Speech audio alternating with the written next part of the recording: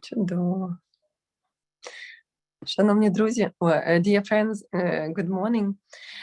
Actually, today we are going to have a very interesting, I hope, and very practical meeting because pretty soon this half a year of our presence abroad, forced presence abroad, is going to pass, and quite soon we might change, automatically change.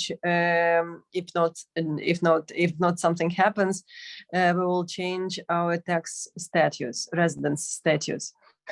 And you know, today's meeting was born very interestingly because actually in Lugano, when it was a recovery conference, Ukraine's recovery conference, lots of Ukrainian participants were raising lots of questions with regards to tax residence, what to do with this, how to readjust, how to keep Ukrainian residence status, because it is actually one of the most attractive ones. And somehow spontaneously, we met with Anna Stepuk from PricewaterhouseCoopers. She was actually suggested as the person who knows very good the situation in Switzerland when it comes to taxation. And we had a very good conversation with Anna there in Lugano, and eventually came to the idea that it would be really good actually to expand this experience and share knowledge also with the rest of the membership so that everyone knows how to deal with different aspects of tax residence status in different countries. So that's why I would like to thank Anna, first of all, for actually helping us to arrange this seminar. I understand that it really required lots of efforts in order to make it done, because just today we will focus 4 countries, and then the next day we are going to focus another set of 4 countries. But nevertheless, it requires actually the presence of numerous people all around Europe. So thank you very much to Anna for this initiative to be handling. And also thank you very much to Anna Nevmarzhitska from Ukraine, Director of PwC in Ukraine, who also supported this initiative. And now all together, we are going to start, and we are going to listen to the presentation first about Ukraine, about actually peculiarities of tax residency in different countries we are going to tackle with today. And this is going to be today Poland, Germany, Switzerland, and Spain. So during first section, we will hear some theoretical material, and afterwards we are going to have actually practical experience and the Q&A session. So that's why please feel free to send your questions into the chat so that either me or Yaroslava or Anna's will be able somehow to raise those questions and get those answers in place. So you see, we have 3 Annas actually, by the way. So basically, in case we would be in offline mode, we could make it already somehow a dream in this respect, and I hope it would be implemented. So this is all from my side. And I'm really anxious to hear the news about what could be done in terms of tax residency, and what is the most problematic issues in that, and what are the challenges and opportunities in this regard. So, Annas. Thank you. Thank you. Thank you for your introduction. Thank you actually for this amazing opportunity to talk to so many representatives of the business. Indeed, I assume we've seen quite a lot of events related to tax residency over the past months, actually, unfortunately due to current situation we face in Ukraine. And yeah, we decided to split the session in 2 parts. We will give some theoretical background of the tax residency concept in Ukraine and in several countries. So we will see what are the similarities and why it's actually quite difficult to so-called lose foreign tax residency, especially when it comes to the US states. And afterwards, we will have a panel where we will ask the questions that we have seen from our clients. And it will be also very interesting to hear the questions from the audience related to the foreign jurisdictions. So we have kind of more practical and interactive discussion. And you see all the speakers today. So me and Anna will present the theoretical parts, and afterwards we'll be joined by our colleagues from 4 countries to talk about more practical aspects. So we will start with Ukraine and domestic concepts we have in Ukrainian tax code, because some of them were quite introduced recently. All of you know that we had a tax reform last couple of years, to be frank, which introduced quite a bunch of concepts which are relevant, especially when we talk about cross-border situations between corporates and individuals. So that's why we will have a fresh catch-up on the Ukrainian domestic legislation, and we'll start with such a basic concept as the tax residency as per Ukrainian tax code. So we have a step-by-step test to define tax residence in Ukraine, and lots of people first think about 183 days. However, it's not the first and major criteria we face in the tax code. So first of all, in order to understand whether an individual qualifies as tax resident of Ukraine based on domestic legislation, we have to see first whether this person has a place of residence in Ukraine. Normally, we talk about some home and some apartment, whatever is available, some premises, and registration also in Ukraine. Afterwards, we go to the concept of place of permanent residence, which is not specifically defined. However, based in practice, we see that we again talk more about registration of some permanent home where individual tends to stay more and which individual has more aid available. The next concept is center of vital interest, which I assume we've heard a lot over the past months. It's basically any kind of ties, personal and business ties the individual faces with Ukraine. The tax codes gives examples as family or registration as individual entrepreneurs. However, this could be very broadly defined based on the, for example, model convention. So normally we, of course, as the tax consultants, we primarily look at the family and family ties, where the children go to school, where an individual has a fitness club membership, etc. And also we talk about business relationship where individuals is employed, where they have operating business owned or participating in, etc. So it's a, let's say, a range of criteria that we take into account to consider center of vital interest. Only afterwards is 183 days presence and passport. What is important to understand that this criteria applies step by step, so it's not joint criteria. So if we say we have place of residence in 2 countries, we have to go to the next criteria and say, okay, where we have place of permanent residence, and so on and so forth. Another important thing that we don't have to forget is double tax treaty. So when we face individual having potential tax residency based on domestic legislation of which country in 2 countries simultaneously, for example, individual based on Ukrainian tax legislation rules considers tax resident in Ukraine, and based, for instance, on German tax residency rules, individual is considered as German tax residents. And then we have to apply double tax treaty provisions, which you see on the right. And we go again step by step. So this criteria, I guess, already well known to pretty much everyone. So it's permanent home, spouse or personal economic relationship, habitual abode. Here again, very important, habitual abode is not always 183 days. And it's something very clear in terms of international tax legislation, that it's not only the days that count, but also where relatively more person spends in relation to other countries. That's very important because it's not only about 183 days as we see, and you will see it also later on in other jurisdictions. 183 days is not the final and most important criteria. And then passport. So you see on the left side is domestic tax legislation, on the right side is double tax treaty. And when we talk about potential assessment of tax residency, we have to consider both.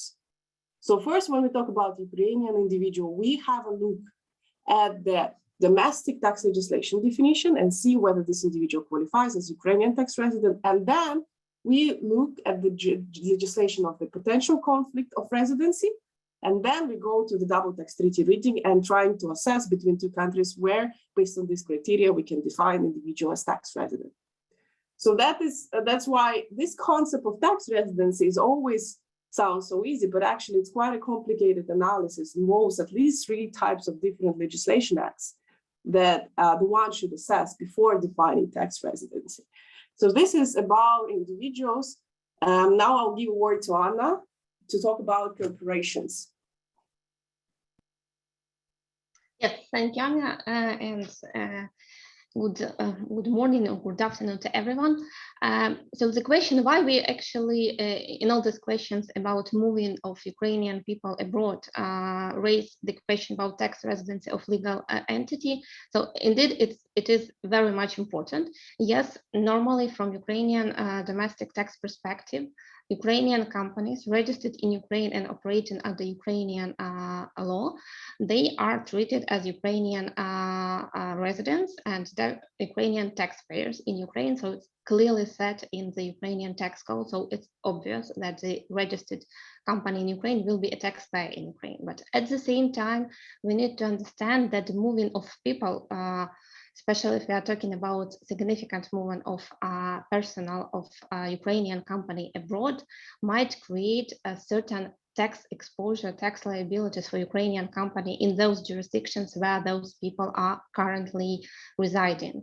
It might be various cases which needs to be analyzed. So let's start from the concept which I believe a lot of you are familiar with, because there are a number of foreign entities in Ukraine operating via permanent establishment. So basically the definition of permanent establishment, we will repeat it for each country. Basically it's quite the same. So it's basically based on the OECD model convention, which states that the fixed place of business through which a non-resident is operating some activities, commercial activities in the other countries, in our case in Ukraine, might be treated as a permanent establishment, which is a taxpayer, which should be taxable under the Ukrainian domestic tax rules, being the taxpayer here of corporate income tax.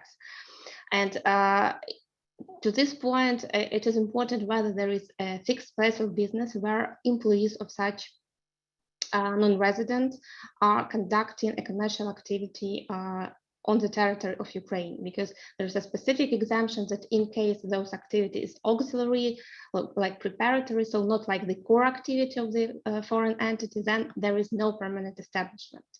And the same case will arise to the people providing services on the territory of Ukraine for more than 183 days.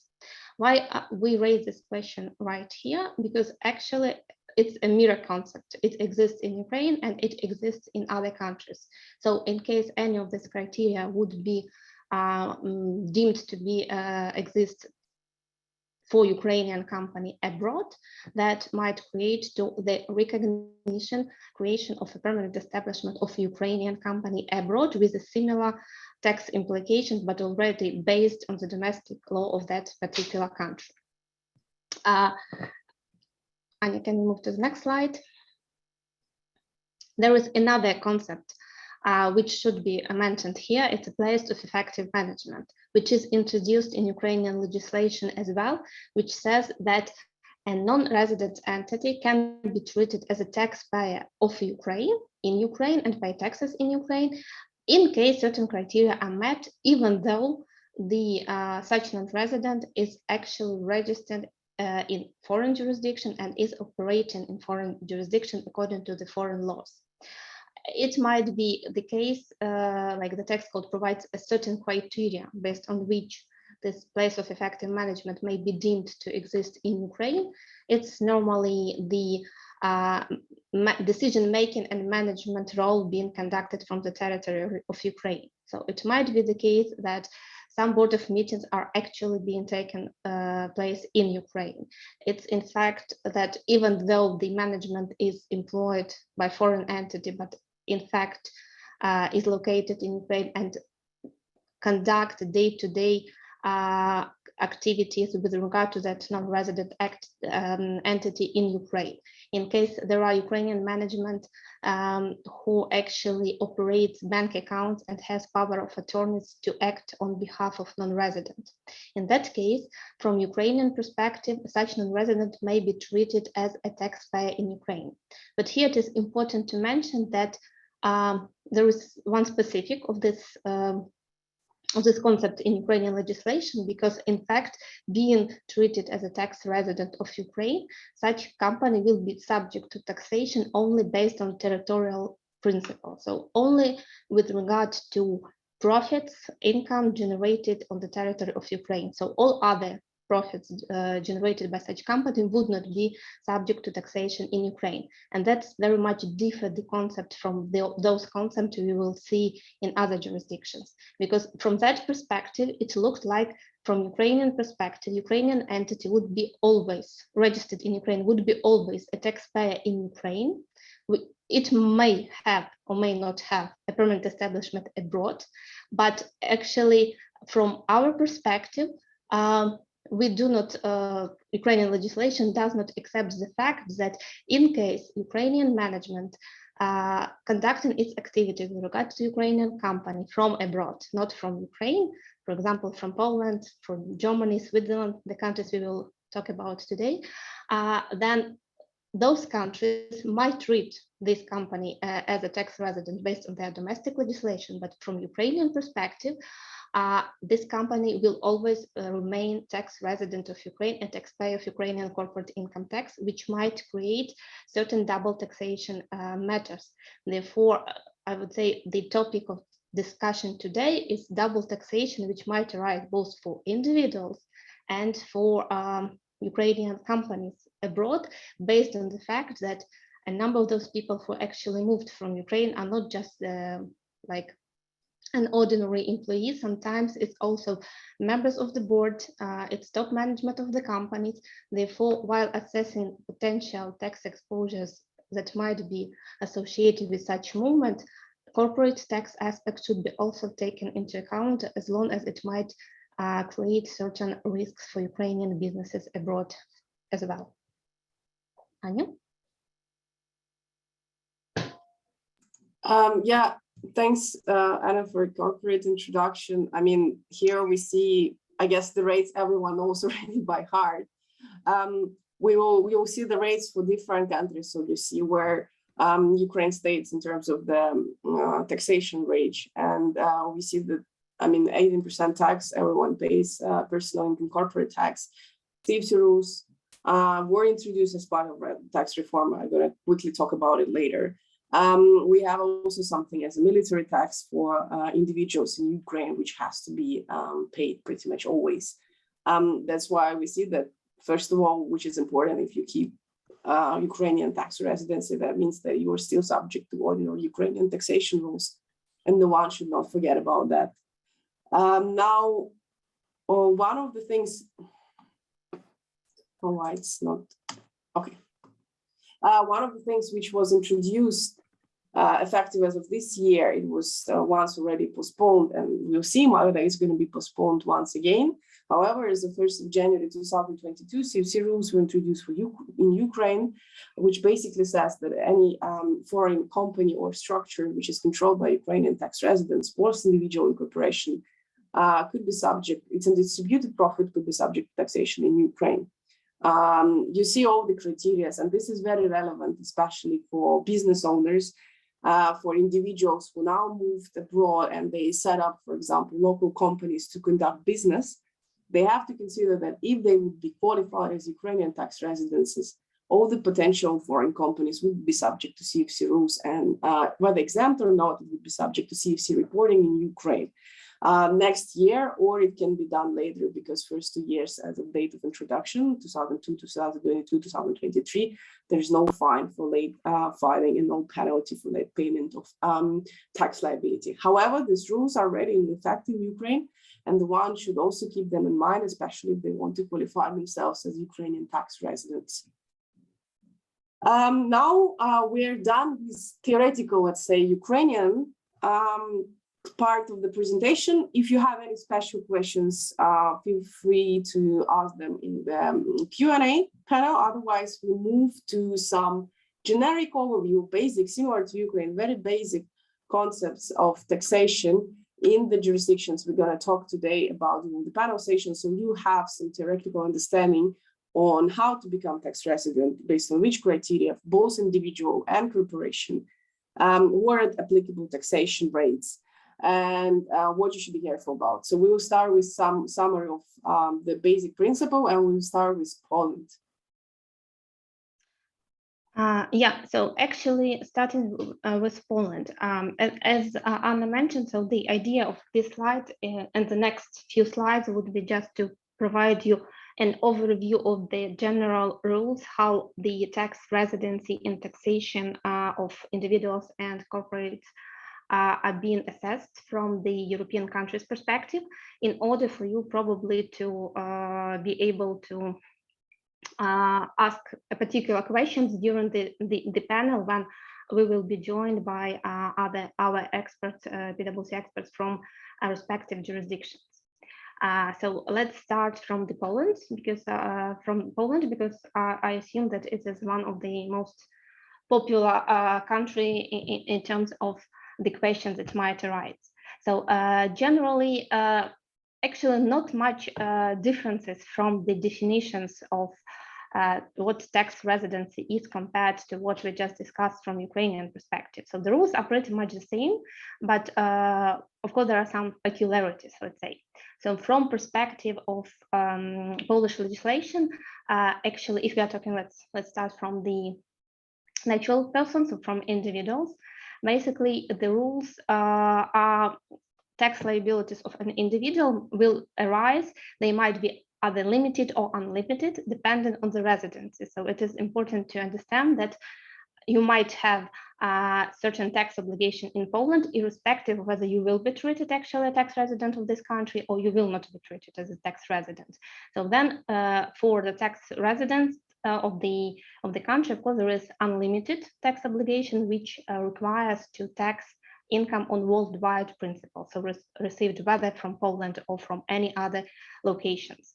And in order to define whether the person is a tax resident of Polish, there are like basically two major criteria. It's either a person has center of personal and business interest, center of vital interest in Poland, or the person spent over 183 days in Poland. So again, as we mentioned before, not to forget that 183 days are not the only criterion to define whether a person is tax resident or is not tax resident.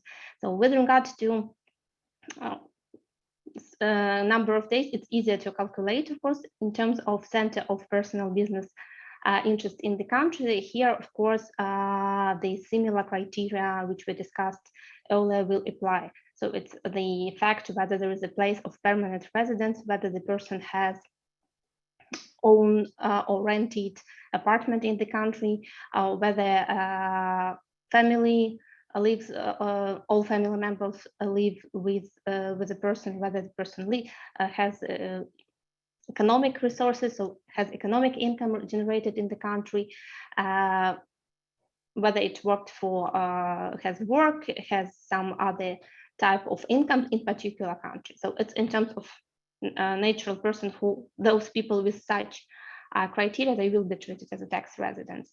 With regards to other part of people, in case these criteria are not met or not fully met, or if the person is not treated as a tax resident of Poland, there might be still taxation of remuneration that such person receive. So actually, this limited tax liabilities for natural person in Poland will be only on the so-called Polish sourced income. And to this Polish sourced income, apart from obvious payments and income received in Poland as such, the Ukrainian employment income may be also considered as a sourced income, because it was generated during the stay of a person in Poland. Therefore, in that case, the double taxation treaty should be applied, which might exempt from taxation of this income subject to certain criteria.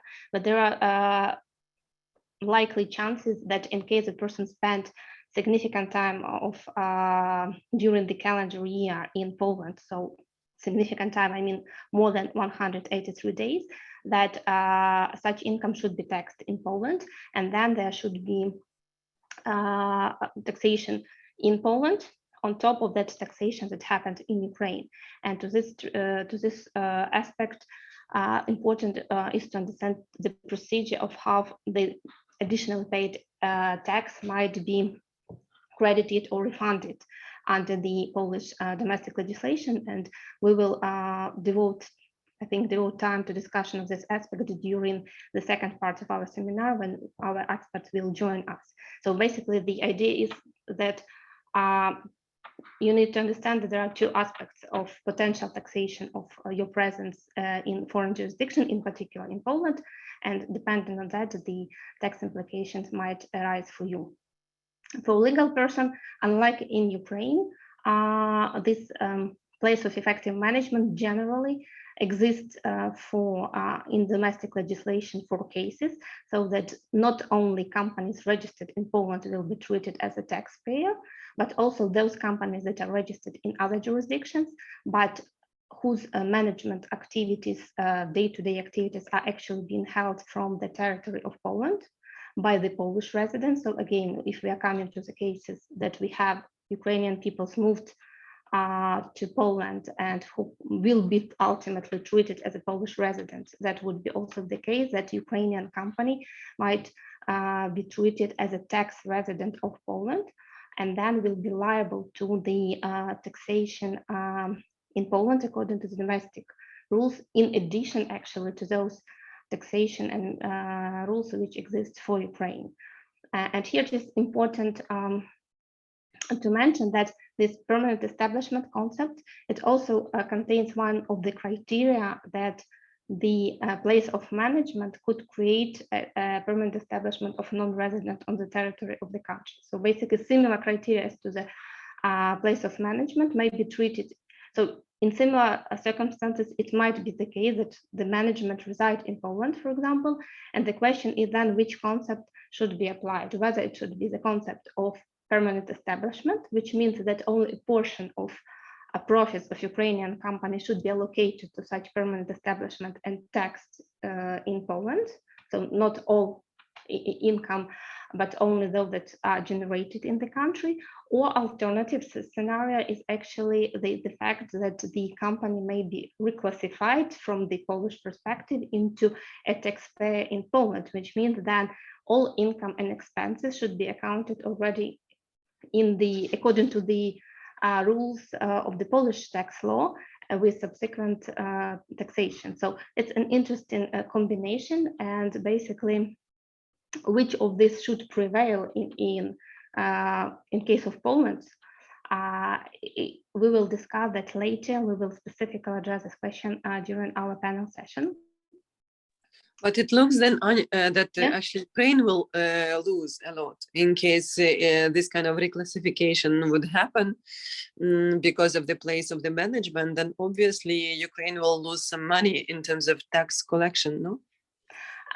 That's definitely, it's a complex situation, because it's not like Ukraine will lose, because the fact is that we have here the conflict of two local legislation, because from Ukrainian perspective, we have a clear definition in terms of legal entities who can be treated as a resident, and any legal entity, irrespective of the fact whether the so-called substance or place of management is actually in Ukraine or outside Ukraine, should be still paying taxes in Ukraine. So it's Ukrainian concept, and it's quite clear indicated in the tax code. From Polish perspective, though, you do not necessarily need to get registered with the tax authorities or with the state authorities in Poland in order to have taxable presence for legal entities. So in case you have board or you have management team residing in Poland, you already may treat it, because they conduct these activities with regard to the operations in Ukraine. There is a taxpayer in Poland, which is actually Ukrainian entity, and such Ukrainian entity should get registered with the Polish tax authorities according to the domestic law. Therefore, it might be not the case that Ukraine will lose something. It might be the case that the business will have double taxation, because from Ukrainian perspective, the companies still have to pay taxes, of course, subject to availability of profits, but still have to pay taxes in Ukraine. But Polish tax authorities may require also paying taxes in Poland, because actually management and all decisions with regard to operation in Ukraine are being done in Poland. Therefore, we will have not so both budgets, both countries receive their part of proceeds, but from perspective of business, that would be double taxation.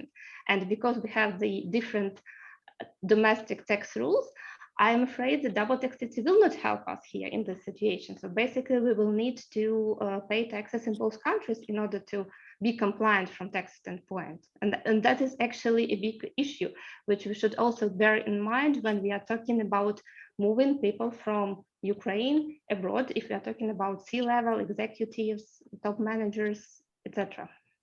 It's a very good thing. It's simply amazing, because I know lots of CEOs who moved actually to Poland in particular, and they are running Ukrainian business from Poland. And I don't know, it seems to me when it comes to legal entities, it's a surprise to me that actually those Ukrainian legal entities who have their management in Poland would be liable also to become a tax resident in Poland. Interesting view. Even the problem of this situation, that if we talk a lot about individuals, and there are lots of court precedents in Ukraine, outside of Ukraine, lots of things done for individuals to define tax residency, we face quite a lack of this, especially in Ukraine when it comes to corporations, just because Ukrainian domestic legislation doesn't recognize one. And if in individuals' cases we can try to argue something, refer to some court decisions, with corporations, there are basically none. So for us, it's very difficult also from Ukrainian perspective. Anna, correct me if I'm wrong, but it's also very difficult to somehow try to apply the double tax treaty provisions and to refer to some practical cases which could help Ukrainian businesses avoid double taxation. Yeah, and here we have lots of other questions. For example, regional management relocation to Poland. What if management is spread across different EU countries? This is also one of the. But we can actually start from this question that the mere fact that one particular person is now in Poland or is now in the UK or whenever, it does not mean necessarily that automatically each of these countries will recognize Ukrainian company as a taxpayer in their jurisdiction. So we need to understand, so it's more complex question. The test should be done where actually the management decision are being taken, so where this place of effective management, as it even literally said, is being held. So whether it is in Poland, so it is likely in case when you have not just one person probably, but when you have the team actually which resides in one of the jurisdiction. So you don't have, you unlikely will be having the tax residency in all jurisdictions. It will be likely one jurisdiction, but that would be that jurisdiction where actually the majority of decision-making processes are being held, where majority of decisions with regard to operations in Ukraine, activities of Ukrainian companies being made. So in case that— But how to prove that those decisions are being made in Poland? For example, in case your management team is everywhere around the European Union, and then obviously you're making decisions collectively, for example, right?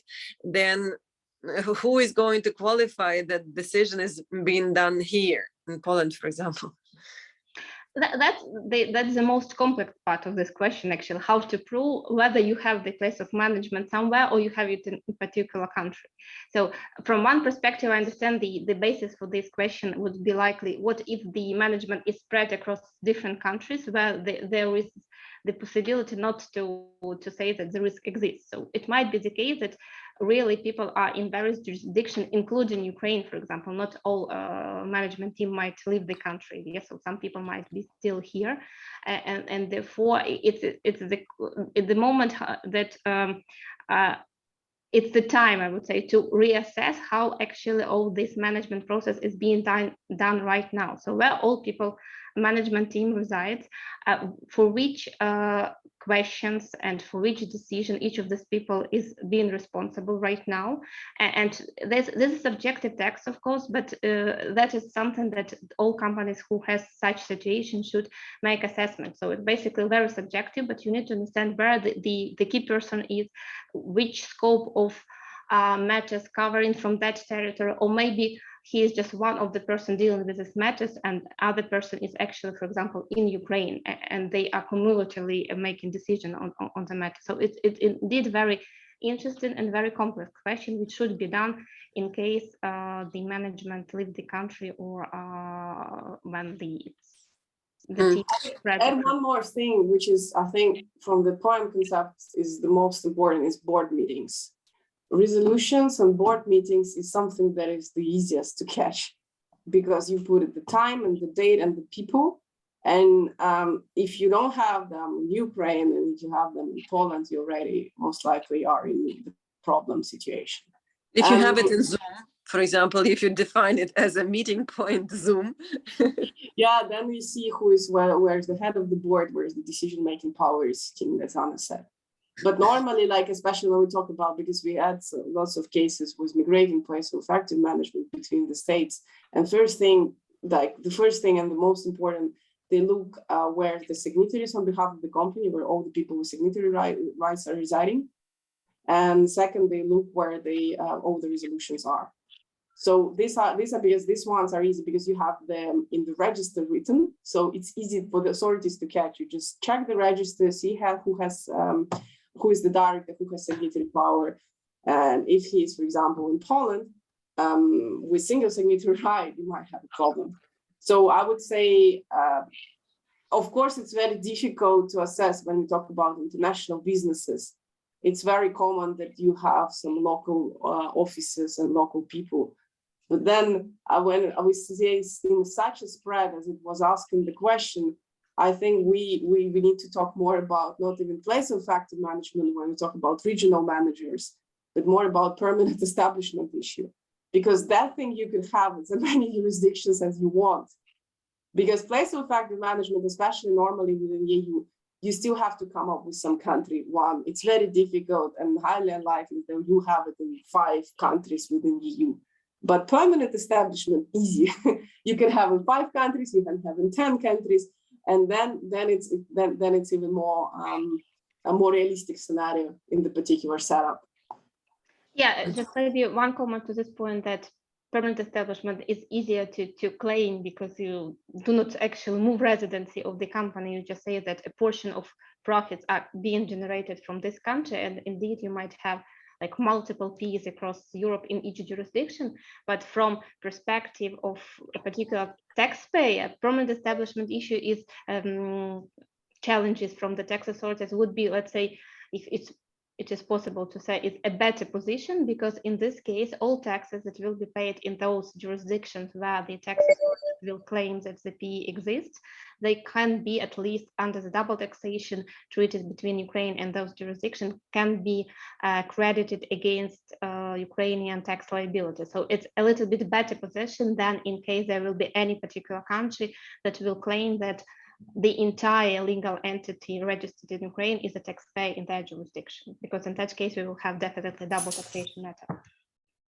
And how shall we structure, by the way, the questions, because they are just running and running and running. Shall we go through theoretical part? Yes. Yeah, shall we quickly finish the slides? So, because I also see lots of questions and there's nothing worse than asking consultant about permanent establishment and place of active management. We can talk about it forever. So yeah, because here, for example, Anyut, here's what if the citizen of Ukraine isn't a member of leadership team, moved to another EU country after being 150 days in the previous one? Does it mean that the rule of 183 days during a tax residency assessment process, does it reset? Well, it's the question of 183 days, and you'll see it later. It's not a remedy. We shouldn't refer. If individual spends, and EU doesn't have like a common 183 days zone. It's not like you have to spend it within EU, you have to spend it within one country. So if you refer purely to 183 days criteria, you spend it in Poland and then you move, I don't know, to Switzerland or to Germany or to Spain, they will not add this 150 days just because you spend it in the EU. So it says nothing. But if you come back end of the year and stay another month, then you have this 183 days. So it's sometimes it's within any consecutive period. Sometimes it's within calendar year. It also depends from country to country. But in Poland, for example, it's calendar year, so it's from January till December. So it's yeah, sorry, but that's why I wouldn't say that I wouldn't put it. And again, for example, if you don't have anything anywhere and you have 150 days in the rest of the countries, you spend, I don't know, 20, 30 days, and you might end up in the treaty assessment, for example, conflict of the residencies between two countries, you can easily end up with the 150 days as being referring point for habitual abode, because you mostly spend time in one jurisdiction rather than any others. And is there any difference? And is there any difference in approach for Ukrainian private entrepreneurs and Ukrainian employees? So, is there? Well, private entrepreneurs, if we're talking about people registered as private entrepreneurs, it's a little bit different story, because they are sort of individual business, and the question here would be slightly different than just in case of individuals as such. So basically, I would say it's even more complex and difficult question to answer, because not all EU even countries, they recognize and they have something similar to Ukrainian private entrepreneurs status for individuals. So there are some countries which has something similar, like for example, Poland or Romania, they also have sort of freelancer regime, but in other jurisdictions, you are either individual or business.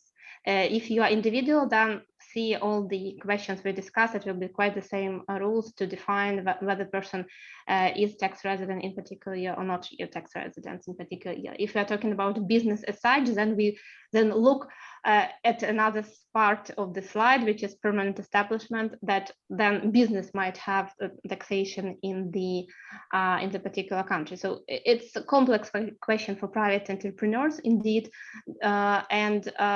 but ultimately it will reside still in these two columns of our slides. Whether it will be treated as an individual, then he or she should go through the test whether he can be claimed or she can be claimed as a tax resident, or still can be tax resident of Ukraine and continue then paying his or her private entrepreneurial income, or then we will have a question of permanent establishment of such private entrepreneur abroad. So it's a difficult question, and actually that's probably something which also important. We will discuss this later in terms of potential clarifications from the jurisdictions. Yeah, because some countries basically might have provide such answer in their clarification, specifically with regards to private entrepreneurs as a special type of taxpayer which exists only in certain jurisdictions, like Ukraine. Let's run through the slides, because otherwise we will sit until the evening. So that's for sure. Well, the next slide is basically just provide an overview of the level of taxation that might arise in such case. So personal income taxation and general corporate income taxation, if you're talking about the cases when the Ukrainian company will have to pay taxes abroad. So here just probably to mention one aspect which is not disclosed on this slide, but which should be also taken into account also for Poland, for example, there is such aspect as exit taxation, and actually in Poland there are rules which assume that exit taxation might apply also to individuals. So that for those cases when a Ukrainian individual, subject to of course analysis, and we understand that not all Ukrainians moved abroad will be treated as tax residents of Poland, for example, but if this is the case and the person will be tax resident of Poland, then in case or once the person will lose his status as a tax resident of Poland, additional tax implication for such person might arise once he changes his tax residency status. For example, when a person moves from Poland then to some other jurisdiction, to Ukraine or to France or to the US or whatever, there might be cases for such person, because upon leaving the country and losing the status of the tax resident in Poland, additional tax implications might arise. And this is something that also a person needs to take into account once consider his or her future plans of living abroad and treating as a tax residency, because it's indeed might be a surprise for Ukrainians, because it's not typical cases or typical rules for our domestic legislation. So we just to bear this in mind, that this should be also considered. Yeah, we jump next to Germany. When it comes to natural persons, there are two criteria that Germany considers. One is permanently available home, and here it's it's something should be very carefully assessed, because it doesn't mean that someone has to own the home. It means that someone has to have this home available on a regular basis and maintained. This is so it's not necessarily owning something. It could be rented property, it could be a friend's house, it could be anything pretty much, and that's why normally German tax residency is something you should be very careful with. In practice, I can tell you, especially in the German part of Switzerland, we deal with it a lot. And second criteria is habitual abode. Again, it's no definition on terms of how many days in the German domestic legislation. Practically used 6 months as 183 days as criteria, but it can be less. So again, habitual abode is something that individual tends to spend more time. It's like a habitual stay in Germany. They intend, and we should look also in terms of intention of the person to stay in Germany. When it comes to legal entities, again, we have to deal with the amazing concept of place of factor management. And yeah, incorporated entities in Germany are by default normally tax residents. However, the foreign companies, again, which have day-to-day management in Germany, they might be considered as German tax resident and German taxpayers for corporate taxation purposes. We will talk about later in terms of, because there is a question how you find it. And I think German tax authorities are one of the pioneers in the EU in terms of identifying these things. So we will talk about this during the panel session. Again, also German tax legislation has a permanent establishment concept.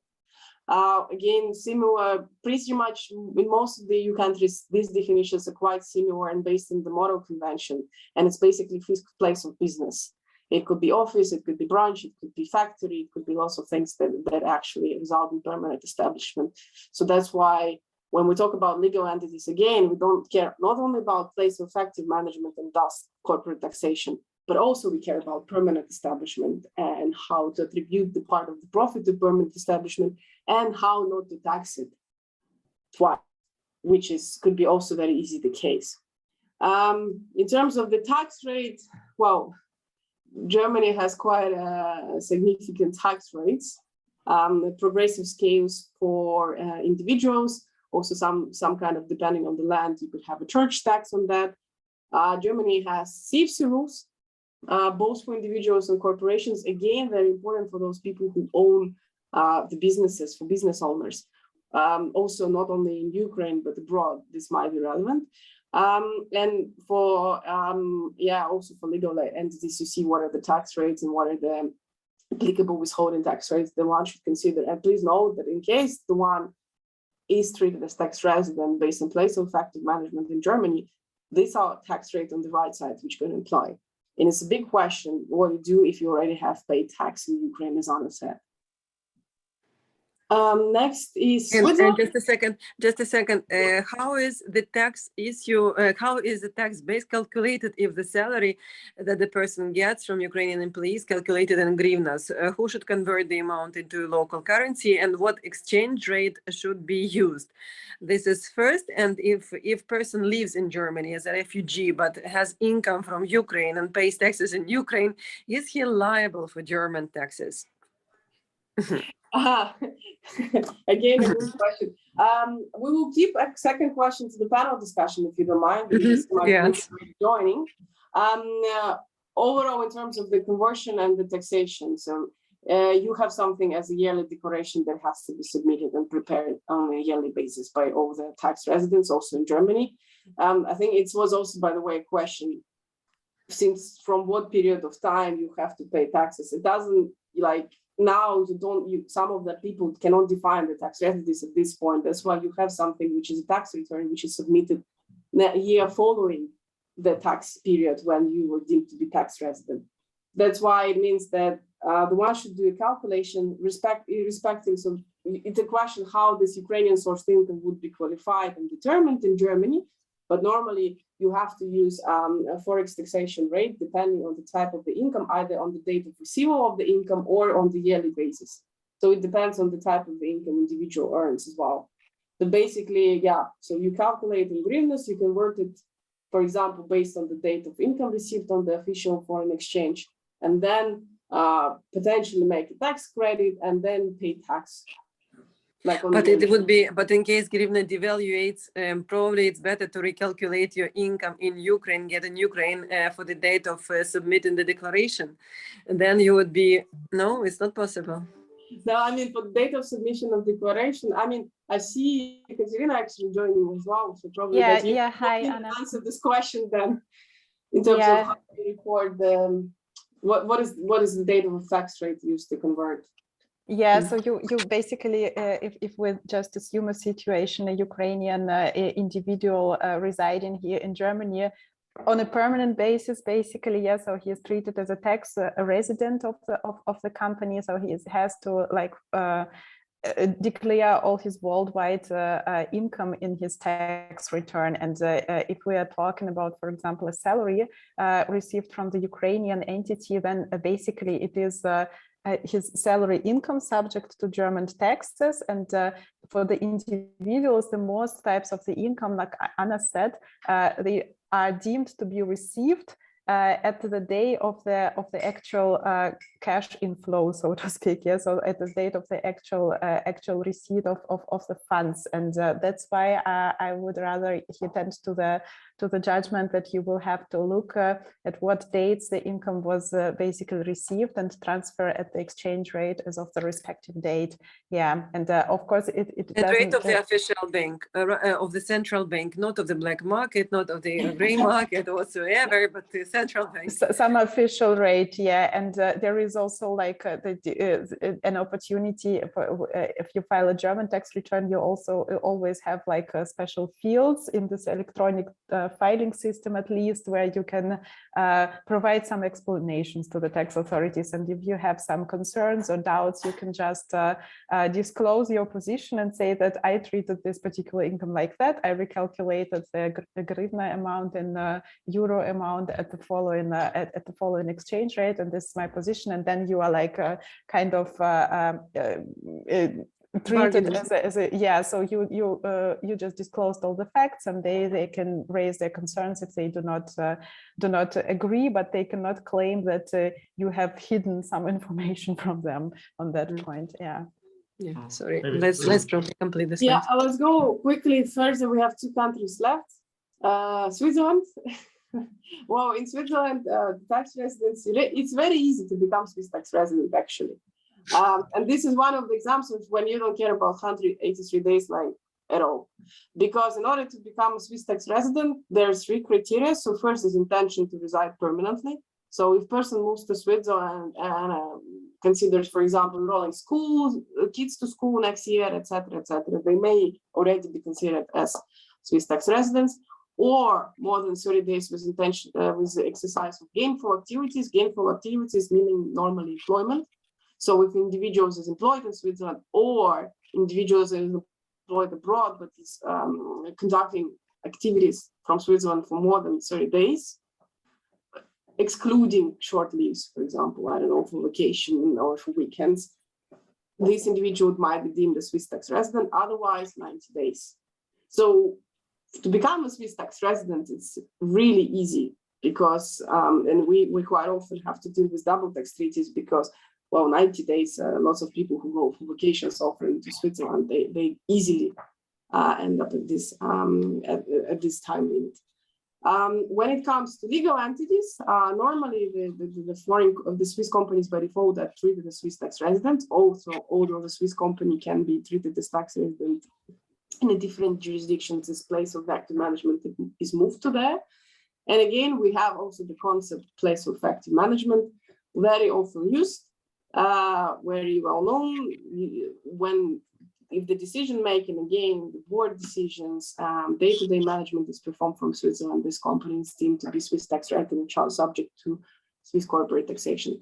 Also, Switzerland has a concept of permanent establishment, again, fixed place of business. It could be different types, representative office, branches, some smaller office. What is important in terms of permanent establishment that people know, and also place of active management, by the way, is that Switzerland is a federation. It has several cantons, and all the cantons have different taxation rates. And in case people like to set up companies in Zug or Luzern because they have much lower rates, for example, than Zurich or Geneva. And one should be careful with so-called intercantonal permanent establishment in place of active management. So if the company is set up in Zug, establishment in Zug and kind of a corporate taxpayer, but all the management, everyone is living in Zurich, offices in Zurich, and so in Zug you have only a PO box, like a postal box, and that's it. You might have a problem that Zurich tax authorities at certain point will knock on your door and say, okay, all this time it was a Zurich company actually, and you have to pay Zurich corporate tax. And the problem in this situation is they don't give a credit for Zug tax paid. And that's why the one should be very careful, because we see a lot of cases when people like, oh, I'm gonna set up something in a very beneficial canton. You can do that, but then you have to actually keep the substance in the canton. You have to come to this canton. You have to have the office in this canton. Your employees have to work from this canton. Then you're fine. But you should be very careful, especially when people migrate from canton to canton. They first set up a company in Zurich and they say, well, Zurich is very high. I'm gonna move it to Zug. That one is very easy to catch. And there people should be even more careful in terms of the substance they create in particular canton. And by the way, just for it seems to me for every country, it's relevant. The income taken into account for double taxation, it's gross or net? In terms of expenses. Well, in certain countries, in corporate tax return, you can deduct tax paid, foreign tax paid from the taxable profit. In certain countries, you cannot. So it depends really. Mm-hmm. But normally, in Poland, Germany, and Switzerland. Yeah, but first you start with the gross, of course. You always start with the gross income as a total taxable profit, and then you can make some deductions. And for example, if you paid foreign withholding tax, you can make a deduction. If you have some exempted income, you can make a deduction. But by default, you always start with a gross profit. And as physical entity, the same. So right. So basically, gross revenue and it's always and if you always start with everything before taxes. By default, the first line is always before taxes, and then you can make a lot of deductions for tax credit, the tax refund, depending on the setup. But you have to start from the gross. But you can make some deductions, and normally, quite often, the tax authority is allowed to deduct foreign taxes paid, or at least partially deduct them. But in case, I'm sorry, Anya, but in case the taxes were withheld in Ukraine, in this regard, what will be your base for another country in case you apply your double treaty taxation as well? So you need to minus this sum as well, I think. Well, normally it should be you take the gross salary before taxation and before any deductions. And what you can normally do a tax credit. So you say, for example, I don't know, you have, so this is, so you have, I don't know, 40% rate in Geneva. What you do is that you say, okay, I have my gross employment salary or gross dividend income of $100. And then I paid $18 already in Ukraine. So I can deduct $18 from the 45% liability. So, but it's only personal income tax. You cannot deduct military contribution, you cannot deduct pension fund contribution, social security contribution, all the stuff. But personal income tax paid in Ukraine normally, again, depends. Like, for example, Poland has a special mechanism, but normally, based on the double tax treaty provisions, you can have a tax credit. Okay. Okay, so these are the rates for Switzerland. I think one of the two important things you need to know if you're becoming Swiss tax resident. Switzerland has gross tax. Depends on the canton. In French-speaking part, it's higher. In German-speaking part, it's a little bit lower, but there is one. Second, well, I give here 45% as maximum, but of course, Switzerland has a range depending on the cantons. And I said somewhere you can have as much as 12, 13, 15% tax. And third, which is most important, the problem with corporations in Switzerland is withholding tax. Withholding tax in Switzerland is 35%. You can try to get a refund, but you have to pay. So the one, when we talk about Swiss entities, this is something that people have to think in advance, really in advance, before they set up a Swiss company. Because if you generate profit and you come and you say, oh, I have a withholding tax issue, you cannot do anything pretty much. Because Swiss tax authority are very, very, very skilled to tackle the situation where people try to manipulate profit in a Swiss company not to pay withholding tax upon distribution of dividends. So this one you should really be careful the most about. And I think the last one is Spain. Anna? Yeah, the last one is Spain, and for the sake of time, I think that all our panelists are already joining, so I will just try to underline some specifics which are unusual probably to what we discussed for other jurisdictions. So in terms of tax residency, so the rules are pretty much the same. So but with some specifics. In terms of individuals, the same 183 rules exist, as well as the analysis and identification of the center vital interest and a set of activities, economic interest of a person. But there's one specific test which we would like to underline here, because it's indeed quite unusual. It's called family presumption test, which says, so generally, if we're saying about the situations that there is, for example, a spouse with underage children live in Spain and will be or is ultimately treated as a tax resident of Spain, and while her husband, for example, with whom they are not divorced, living in other jurisdiction, let's say in Ukraine, then according to this family presumption rule, there is a presumption that actually the spouse of such person living in Spain is also tax resident of Spain unless proven otherwise. So in case, for example, the mother with kids moved and basically located in Spain and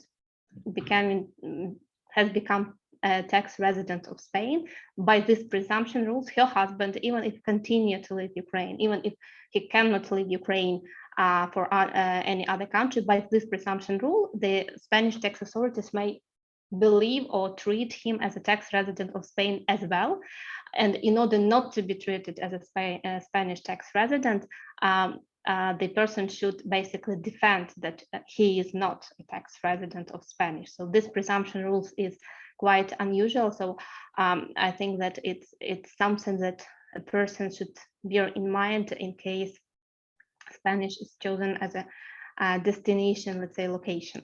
So that's from individual tax residency perspective. From legal tax perspective, the same situation as with majority of the European countries. So there are two criteria for a legal entity to be treated as a tax resident of Spain. It's either being incorporated in Spain, so by obvious, but the same time there is this effective management rule as well, which says that even if not registered in Spain specifically, but if there is a foreign entity whose effective head office is basically in Spain, then again we will have the very same question we discussed for all other jurisdictions. And it might be the case that it will be treated as a tax resident of Spain if management and all the related controls are being done there. Permanent establishment concept is quite the same, so I wouldn't say much here on this rule. So it's quite the same in terms of fixed place, in terms of conducting through this fixed place commercial activity. So again, if there are any management board members being located in Spain, permanent establishment and place of effective management rule should be addressed and assessed in case whether it is create any tax liabilities for Ukrainian company there. I would probably here stop in order for us to make to address those questions that we received, and also let our colleagues from other countries Join. step in. Thank you. But also, first of all, welcome to everybody who has joined us. And just before we just tapped into audience questions, I would like to ask you, knowing the whole situation all around Europe, what is the most convenient and attractive, I would say, attractive tax residence destination where Ukrainians probably should look at first in terms of the attractiveness? Or there is no one except for Ukraine? Ukraine is obvious question, but probably the current circumstances provide more questions. I would say that here it is indeed impossible to say the best destination for the people, because there are it's too complex question, because it contains both personal matters for particular individuals, which should be considered, where it some not even tax related matters should be considered, whether it is easier to stay, whether it is easier to move with family, and you need to address and analyze those questions. You never think probably about like medical insurance or some study possibility to go to kindergarten. Language matters, by the way, it's also quite important. So it's quite difficult to say that there is one particular jurisdiction which can be considered as the best place to stay. So it's really the question of particular circumstances which are not in fact tax related, which might be driven either by individual matters or by some commercial matters, if we are talking about moving people for also undertaking their employee or entrepreneurial activity. Mm-hmm. Okay. But shall we now read the questions? Because, right? Or some more yet needs to be said? I think our colleagues joined. I would just open one question in terms of someone asked, we moved very fast in terms of the tax rates in Spain. Mm-hmm. But yeah, so I think we can start with the questions actually. And if I think most of our colleagues joined, so I would start with the very first question, which is the most important, I guess, for everyone, and was asked several times. So there's a lot of discussions in terms of the introduction and recognition by every country of Ukrainian refugees as non-residents. There is central attempt from Ukrainian authorities to initiate this process. And there is lots of letters sent by Ukrainian citizens living within the EU to local tax authorities to claim that they're not residents. So my question would be, I would start with all our colleagues. Probably I see Agata first, so I will start with Poland, and this is one of the most used jurisdictions by Ukrainians. So do you see a chance, and do you see a practical possibility of Polish tax authorities recognizing Ukrainian refugees as non-residents, and whether if, for example, something is done centrally with the OECD, EU, do you think that domestic legislation with Poland could be amended accordingly? Mm-hmm. Okay, so maybe, okay, just to give, okay, I will reply to this question, but just to give you some more general information on what is happening in Poland. I would say, Poland is very, I would say, chaotic when it comes to, setting up the scene. And from one hand, very welcoming, but on the other hand, leaving a lot to let's say local people. Yes. So for example, what we did, people coming from Ukraine, the government just said, invite Ukrainians to your private homes, and people will get some money, as a subsidy.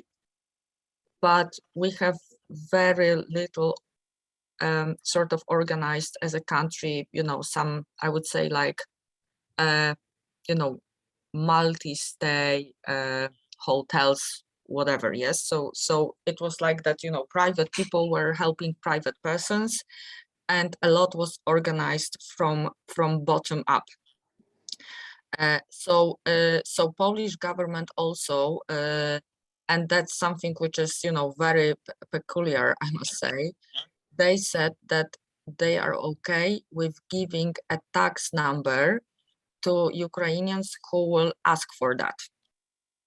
So it's a kind of a temporary tax number, but you know, they have it starts with some different sort of numbers than Polish ones. But you know, the Polish government sort of launched an action of registering, you know, like or trying to make, you know, every person coming to Poland to register for taxes, so that they can receive some one-off subsidies, plus, you know, be able to go to the doctor and be able to assign for the school and so on. So that is what has happened in Poland. But for that, they need to sort of apply separately, yes? And it is like, you know, I mean, it doesn't matter if they work or not, they should register simply. Mm-hmm. May I also ask the question also on Poland from the audience? People are asking, I am a private entrepreneur in Ukraine. My 183 days in Poland are going to end at the same time. I have no property in Poland. I have no bank account in Poland. The only Polish dog is Pisel Ukr. I have no incomes in Poland. All my account is from Ukraine only. I have no workplace in Poland, no office, no hardware except for my laptop from Ukraine. My contract is signed with Ukrainian firm. All my credit cards are from Ukrainian banks. I own property in Ukraine, own apartment, Ukrainian citizen. Do I have to pay taxes in Poland? What kind of taxes? Okay, maybe one correction to what I said, because I was using tax number. They actually get this tax identity number, PESEL, which you said. So I need to correct myself. Sorry for that, because I usually talk about taxes, not about, you know, those regular registrations. But okay, on this one, I mean, we don't have any rules which would say we treat Ukrainians differently than other nations that are coming to Poland. So there is no special law which would exempt Ukrainians working from Poland for their home country companies, yes? But there was some letter from the Ministry of Foreign Affairs, it seems to me, of Poland, which allows to have a choice for Ukrainians either to stay with Ukrainian residency or with Polish. Have you seen that? But you know, the letter of the Ministry of Finance, I mean, there we would need to have some special law, yes? Because the fact that there is some recommendation, I mean, that's not a binding law. Yes, so it's, you know, it's some sort of a general recommendation, but not a law. And what the law says, and as far as I'm aware, there is no specific law which would say that, you know, things are changing. Where we were thinking how to maybe, you know, try to, let's say, save, yes, or try to defend the situation is actually to rely a bit on the COVID legislation, but again, based on the Polish law, actually the pandemic has, you know, has finished some time ago. So generally, the Polish rule is that, yes, if you work from Poland for more than half a year, but okay, you are actually bound by the Polish rules and subject to so-called limited tax liability. Yes, so that makes you to pay taxes in Poland. From the revenues you get from Ukraine, right? From the revenues you get from the Ukraine, and on the top of that situation actually may also create some problems or some registration requirements for the Ukrainian entity as well. Yes, because it has employees or people working for that Ukrainian entity in Poland. Yes, so therefore the Ukrainian entity should also take into account the respective, the respective sort of risk. Yeah. The question is, of course, if people working here, are they working? Okay, but if they are working, yeah, then if they are longer, yes, they actually cross the line, yes. Mhm.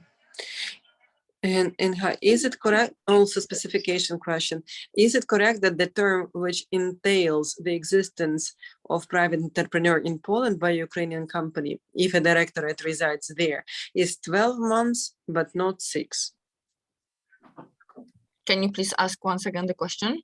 Is it correct that the term which entails the existence of a private entrepreneur, PE, Permanent establishment, Anna. PE in Poland by a Ukrainian company, if a directorate resides there, is 12 months, but not 6.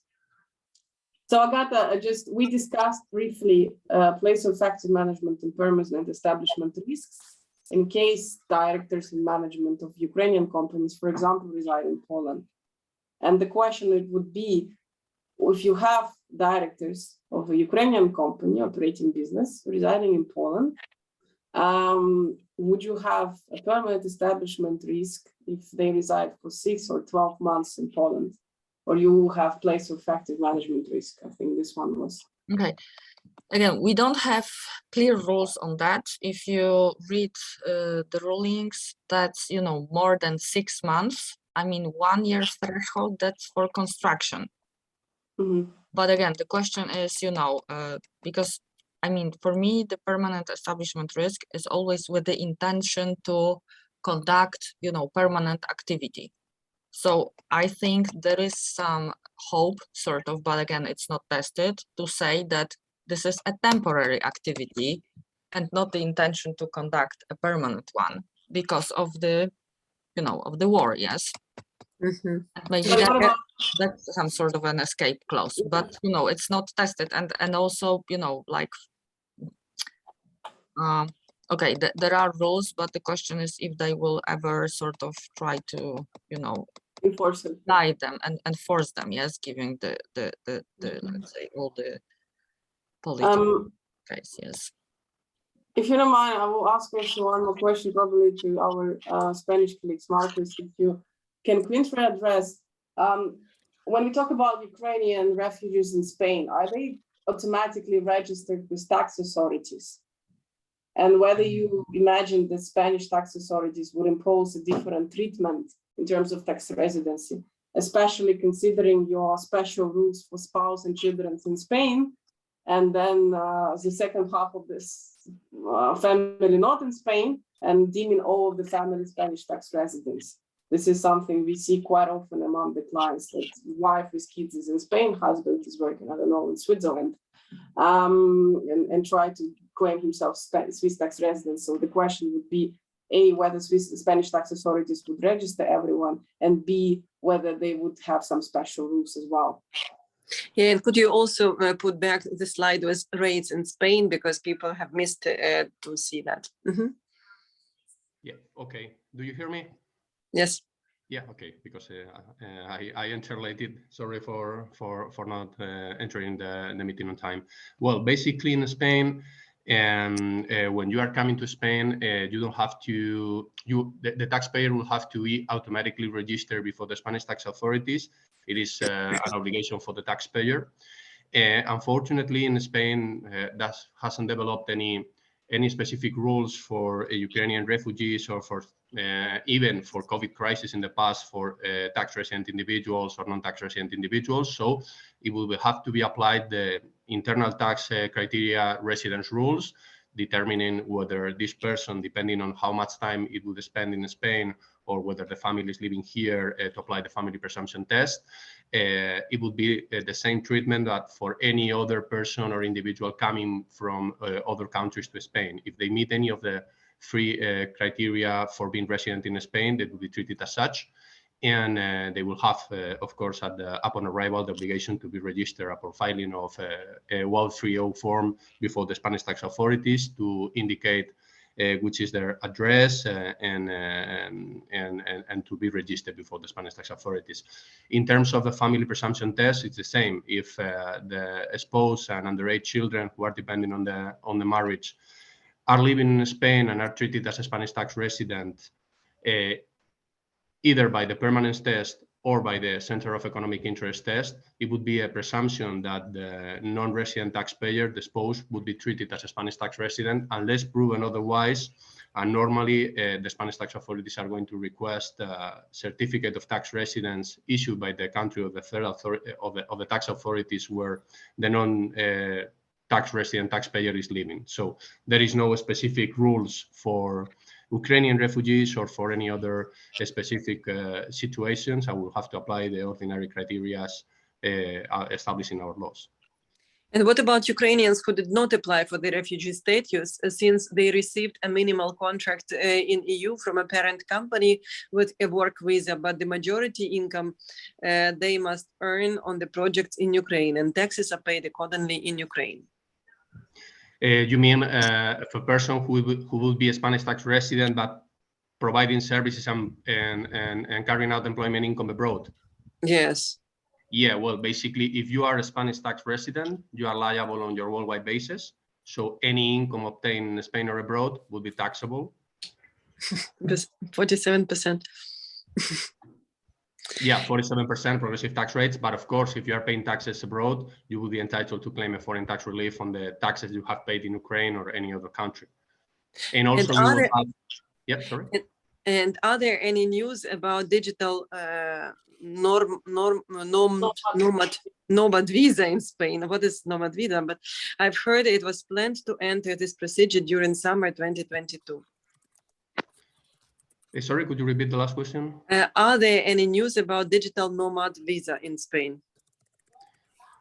Digital work visa. Well, I don't really know on immigration different types of visa, but for Spanish purposes in terms of tax, it doesn't matter how is the visa you are holding. You have to check whether you are meeting any of the requirements to be treated as a Spanish tax resident. In Spain, you only have two possibilities for individuals: being Spanish tax residents or being non-tax residents according to the criteria set out in our laws. And you might be entitled to claim a special tax regime when you are assigned to Spain for working reasons, but not when you are coming to Spain from personal reasons. So no matter which is the visa you are holding in Spain, if you meet any of the requirements to be treated as a Spanish tax resident, you will be subject to taxation on your worldwide basis.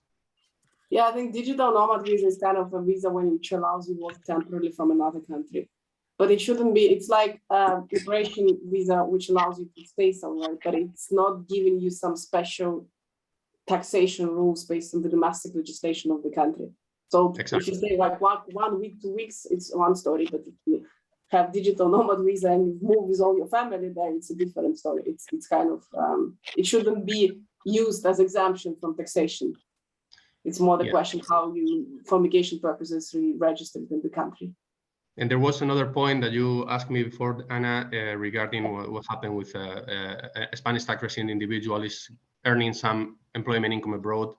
We mentioned before that we will be entitled to claim a foreign tax relief on the taxes paid abroad, but also if you meet certain requirements, there is something which is called foreign earned income exemption up to 60,000 euros annually. If you meet certain requirements and you are partially working abroad, physically working there during part of the year, you might be entitled to live exempt from taxation in Spain, 60,000 euros, provided that you fulfill certain requirements. So if you are not entitled to claim this exemption, then you will have the foreign tax relief. But how you can actually, how you can qualify for this exemption? It's relatively simple.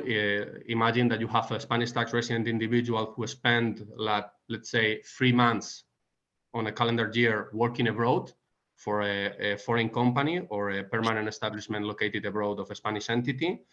And provided that the country where he's performing services physically is a country with a double tax treaty with exchange information clause with Spain, he might be entitled to claim that the portion of the income he's been receiving related to the days he actually spent working physically abroad would be exempt from taxation in Spain. You just need to prove these three requirements: physical presence abroad working for a non-resident entity and in a country where the country itself has signed a double tax treaty with Spain with exchange information clause. So for simplicity reasons, so if you get 1 million as a revenue throughout the year, you can deduct 60,000 from this 1 million, and then it can be taxable. Exactly.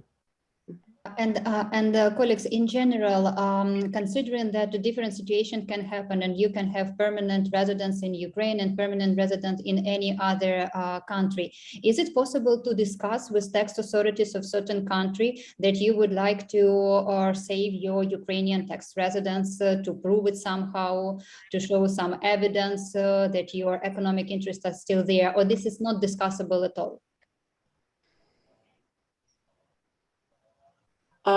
I think probably we can, Simone, probably you can comment on Swiss perspective, because Switzerland is well known for ruling system, whether you can actually confirm bindingly with authorities your tax residency status.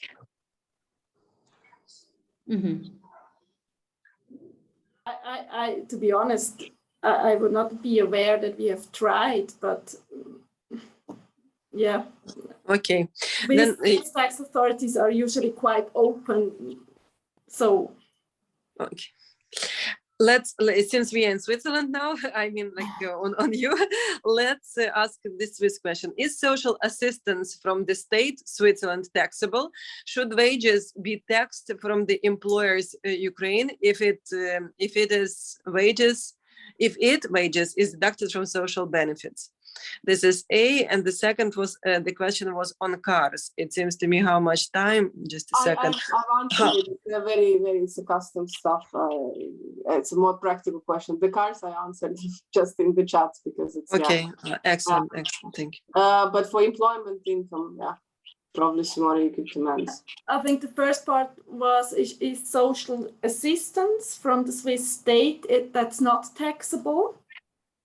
For refugees with the special refugee status, wages from a foreign employer, principally after a stay of 183 days, they would become tax resident in Switzerland, and then also wages would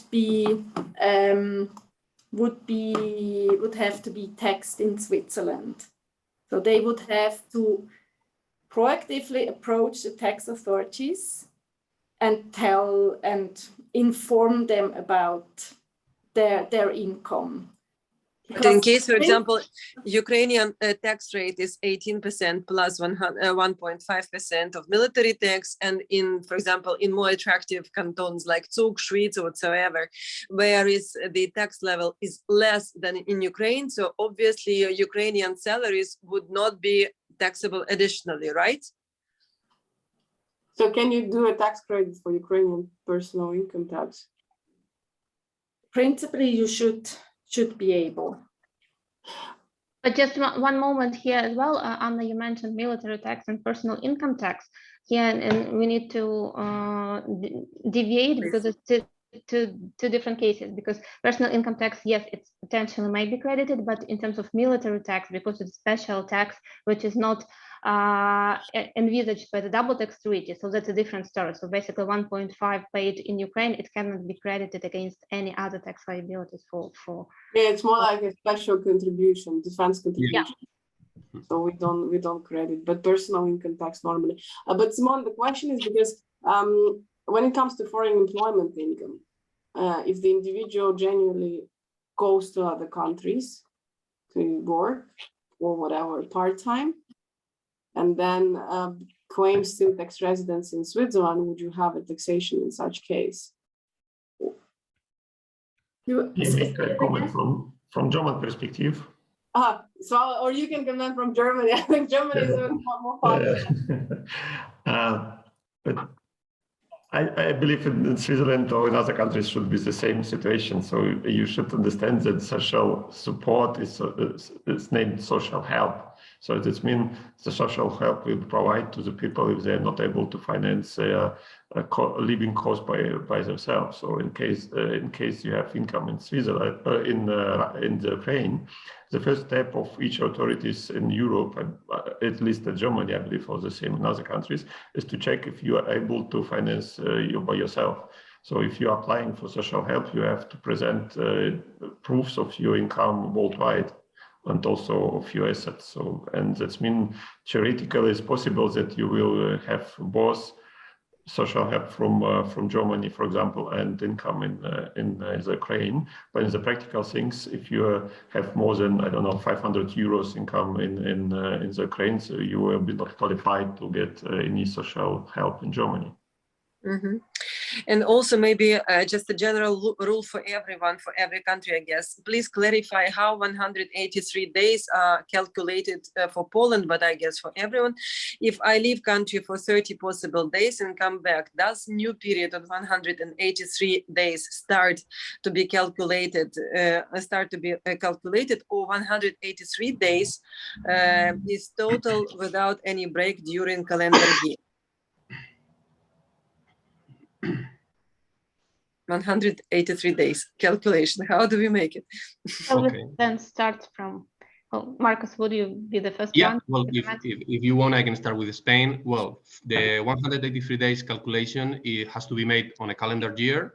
It doesn't need to be continuous. So we computed any days you spent in Spain, no matter if, like, let's say 3 months at the beginning, 3 months at the end of the year. It doesn't need to be continuous. Just you have to look to where the taxpayer has been during each of the day of the tax period.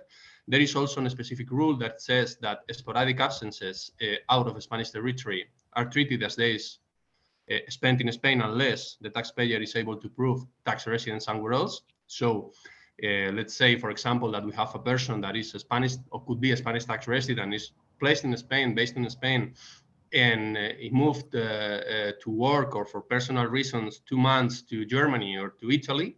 Those days spent in Italy or Germany would be treated as days spent in Spain unless the taxpayer is able to demonstrate tax resident in the other country. So you don't have to be just focused on how many days you actually spent in Spain and see whether they were more or less than 183 days. You have also taken into considerations all days you spend in some other places where likely you are not going to be treated as tax resident, because those days are also computed for Spanish permanent test purposes. And also, from a practical point of view, whenever you have an audit from the Spanish tax authorities, it is somehow complicated to prove where the taxpayer have been during the 365 days of the year. So there might be possible that some days there is no clue where the taxpayer has been. The Spanish tax authorities' position on that case is that whenever there is some indication that the person could have been in Spain, let's say, for example, because it has been proven that it was in Spain July the 1st and July the 4th, July 2nd and July 3rd might very likely be treated as days spent in Spain for the permanent test computation purposes. So basically, these are the general rules. The sporadic absences should also be taken into consideration. Mm-hmm. I guess it's very similar to every country, right? I think Poland also discussed its regular calendar day computation. In Switzerland, it's also more or less calendar day computation. Mm-hmm. Just calculate the days and that's it. The question is, of course, it's very difficult to calculate if people move between the EU because you don't have borders and stamps. So that's the only tricky part we face, especially with Switzerland, because people go for a couple of days to Austria, then to Germany, then to Italy, and it's really kind of, if you go by car, it's really difficult calculation.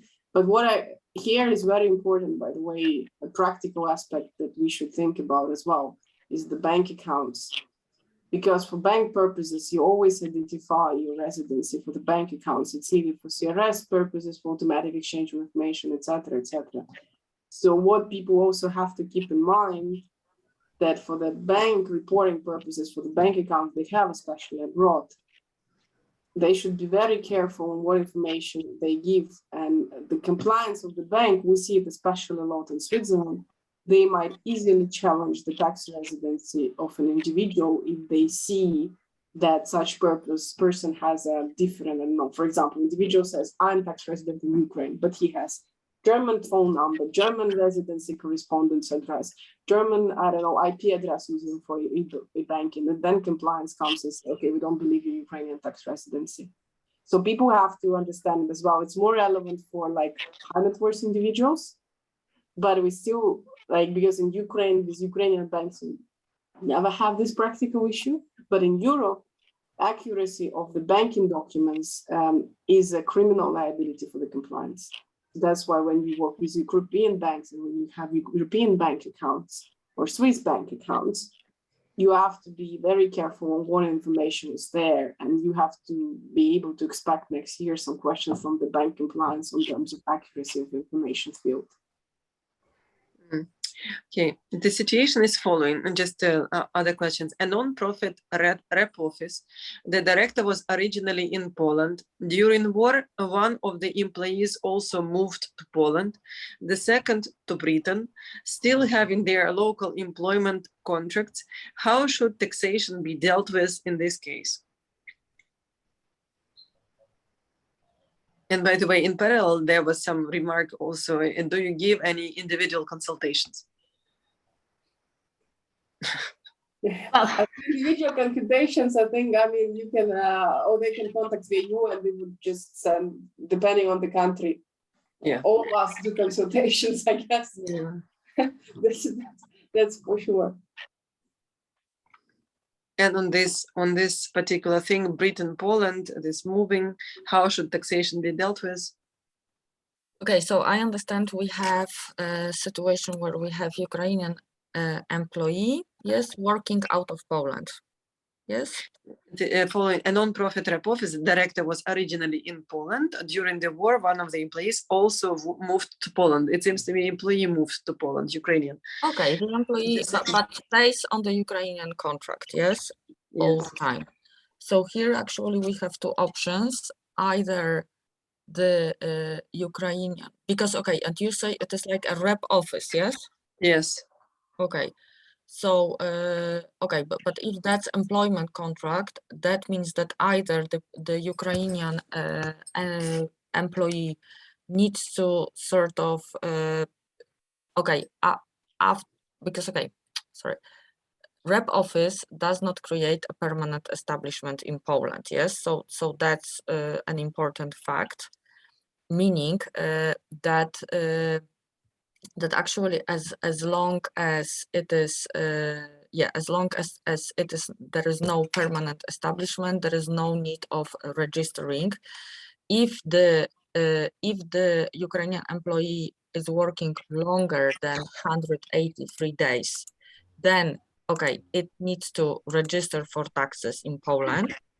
And then there are two options, either the Ukraine, and I would say this is the sort of most common one, yes, that the Ukrainian person actually starts to pay the taxes on its own and sign some sort of a facilitation agreement with a Ukrainian entity. The other option is that the Ukrainian entity sort of registers as a PE, as a payee. So, you know, an entity who is obliged to collect taxes in Poland. That's a second option, but actually two sides are possible here. Mm-hmm. And the question, and also, if I may just maybe one more thing, there is a special law which says that Ukrainians do not actually need to wait to become a Polish resident after 183 days term lapses. They may do it sort of voluntarily from day one. Okay. What if I leave Poland to Ukraine till the new year, presumably that he was registered, it seems to me before 183 days, is my wife obligated to pay Polish taxes from Ukrainian credit card from costs I'll send to my wife from my Ukrainian credit card? So basically a wife stays in Poland. Where the donation between spouses, when the husband sends to wire funds to the personal account, whether it's taxable in Poland. Okay, if we have, okay, if they have something like a joint property, yes, then that's not a problem. But if they have a separation agreement, then that could be treated as donation. And as far as I'm aware, Ukrainians are not exempt from, from the donation tax in Poland. I think there was some sort of a debate around that, but that was actually abolished. So all would depend if two, if the spouse together with the other one, are they, separated or not when it comes to property. If possible, I wanted also some more questions to Stanislav, if possible to ask. There was one question on 183 days computation. I guess it's more for habitual abode question, how the days are computed in Germany. Right, that's what I will also to ask. You're muted. Stanislav, you're muted. You're muted. Can you please unmute? So good question. Katya, please correct me if I'm wrong in some special things. But in general, we in Germany are not looking so exactly under 183 days. So we're looking more than for practical things, where you're living, where families stay, if you have some income in Germany, credit card, phone number, plates on car, and so far. So you're paying your utility bills.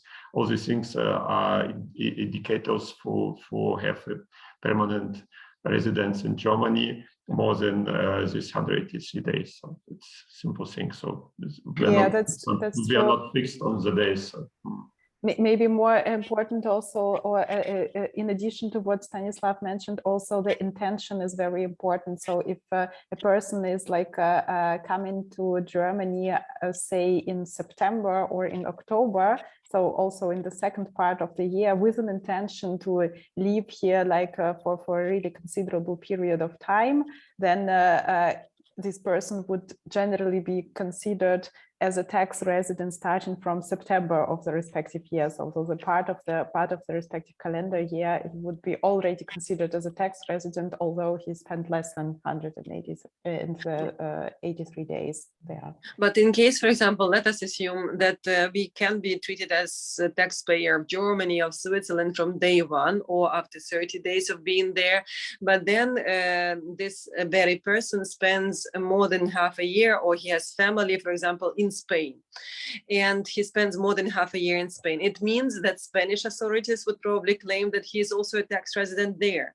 How is possible to choose the tax residency country without any implications, so that not to pay taxes in both in Germany, Switzerland, and Spain altogether?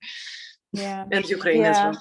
That would be then generally like a conflict of application of the rules by the two countries, and there is in a normal way there is a procedure provided in the double tax treaty between the respective two countries. So basically normally it is Article 4, and there you have like the criteria that are then being taken into consideration if a particular individual, based on the domestic rules, is considered to be a tax resident in both states. So then they look at further reasons, for example, center of his personal life interest, that could be his family, for example, the citizenship, if there is any second citizenship in addition to the Ukrainian citizenship, and all these matters.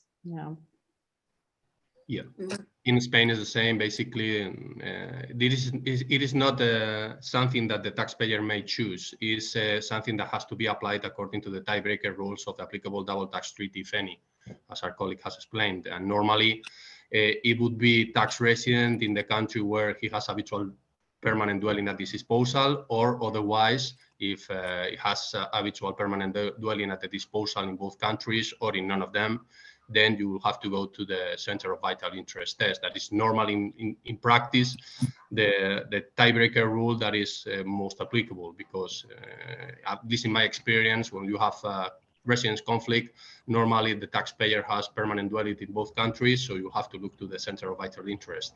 That includes personal and economic ties, not only economic ties. That, if you remind, for internal tax legislation in Spain, Center of Economic Interest is one of the criteria, but according to the treaty, you have to look to the vital interest, including personal interest as well. Colleagues, can I maybe also ask one question, which probably a little bit provocative, but let's try to answer it as well. So in terms of clarification, so we are all talking about the fact that currently we basically base all our comments, analysis of implications that might arise based on the current legislation, so general rules how tax residency apply. We understand, however, that the current situation is a little bit unusual, to say it in a polite way. So do you expect any clarifications or any changes in your legislation probably that might change the tax treatment for people, not specifically probably for Ukraine, but for people that are find themselves abroad because of certain force majeure matters like war or something similar? Do you expect something like that? And to this point specifically, whether Ukrainians who are right now abroad can be treated, or do you expect it's possible that they can be treated as non-tax residents in your countries in 2022, specifically based on the assumption that they don't have the intention to stay permanently in the country of their current, let's say in their current host country, so Poland, Germany, Switzerland, and Spain? I think we can start with Marcos. Yeah, okay. Well, having looked to what happened in the past with the COVID crisis, where the Spanish tax authorities expressly stated that you have to follow the ordinary resident tax rules, I wouldn't expect that they may try to establish some measures, you know, for this specific situation.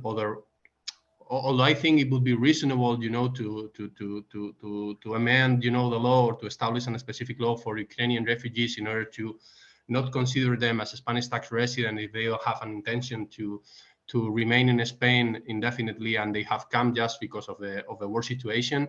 In the past, with the COVID crisis, it wasn't the case. The Spanish tax authorities say, okay, we have to look to the ordinary tax resident rules. There was something, you know, said upon a binding tax ruling for COVID crisis for permanent establishment, but because in that case, you know, intention of performing a business activity in Spain on a continuous basis is an important requirement to determine whether a permanent establishment is triggered in Spain. And it was something that the Spanish tax authorities developed, you know, to say, okay, if some person with authority to conclude contracts on behalf of the entity has come to Spain or has been locked in Spain because the COVID crisis started, then it might be understood that there is not a permanent establishment. But for the Spanish tax resident individuals, I don't expect, at least in the short term, that the Spanish authorities may enact something, you know, to treat specifically, you know, the Ukrainian refugees. Although I think that would be absolutely reasonable to try, you know, to apply the law with a certain degree of reasonability, taking into account that these persons haven't come to Spain for, you know, like a personal decision, you know, just going out of from the war. So, but you know, the Spanish tax authorities, I don't think in the short term they are going to provide any specific situation, any specific law for this case. Katerina, probably. What about Germany? Do you expect? So far, we have not seen any initiatives on the legislation side in this respect. There have been some official clarifications in relation to the Ukrainian crisis, but mostly these clarifications of the German Ministry of Finance are relevant for, you know, non-profit organizations in Germany providing support to the refugees and or that sort of thing. So they do not really concern particularly the refugees staying here on a temporary temporary basis. Yeah, so far we do not have any signals for any special rules to be introduced, and what we see from the procedures and the formulars they need to fill in here to apply for the social help, for example, and so on and so forth. So they just use the standard forms. So there are no like special procedure in any other directions. For example, Ukrainian people get some income in Germany once they get here settled down, registered, and apply for the unemployment support. So they get this unemployment income, so to speak. Yeah, so unemployment allowance. Yeah, and for these purposes, just the normal forms are used, and the normal information is being asked for by the authorities. And from what we hear, of course, there is some kind of task force in the Ministry of Finance or in the fiscal authorities of Germany, working specifically on this like Ukrainian crisis. But I think their priority, at least from to the initiatives that I heard about, is that, for example, German companies, yeah, that suffer losses. And need to, shut down their business in Russia, for example. Yes, so how can they support their taxpayers in this respect? So I have not yet been aware of any draft laws or any clarifications which would help, like particularly people. Yeah. There was also a proposal from our side, from the audience side, that it's necessary to arrange something similar also in Ukraine, some sort of department who would also explain to Ukrainians who left the country because of the war, what shall we do in terms of tax residence status. But the question is also to Germany, if a Ukrainian has an apartment rented in Germany, bank account, phone number in Germany, but still works in Ukraine and travels to Ukraine to work, can he, she exempt the days worked in Ukraine from taxation period? Let me make a general comment from German perspective. From German perspective, situation is quite easy. We got huge waves of refugees in the last 50 years in Germany. Even after collapse of the Soviet Union, come more people to Germany as now from the former Soviet Union as now from the Ukraine. So it's nothing special for Germans. Also in regard with the social support, it's very important that the country is refugees are welcome. From one side, other side, they say, okay, if the people have income and generating income in Germany, they have also to pay taxes. It's also nothing special. So we don't expect any special rules from Germany for this situation, because it's nothing special situation from the German perspective, from the tax perspective at least. And that means the same situation with the people who is working in Germany for Ukrainian companies. So they have to be checked if they are creating permanent establishment in Germany for the company, or if they self-employed in Germany, if they have to pay social security payments to the German state and all the things. So this is nothing special from the tax perspective. You can say, okay, I generating in this special case, you may say that you are generating part of income in Germany, part of income in Ukraine during your stays in the Ukraine. So you can try to explain it to the tax authorities, but anyway, you have to provide tax return and pay social securities for your employment in Germany, and try to deduct what you got in the Ukraine during stays in the Ukraine from the tax base in Germany. Can I also ask one more question to Stanislav, because it's actually I wanted to ask you to share. The question of permanent establishment in place of effective management attacking by local authorities. I know German authorities have a vast experience in these kind of things, because we discussed these concepts, of course, and it's very nice theoretical concepts that all the tax consultant loves. But the question is how in practice, based on German example, tax authorities can come and say, okay, hey, you company form a P here, or you company form a place of effective management here. How they tackle it, how they tax it, how they chase this kind of setups. there are two different situations.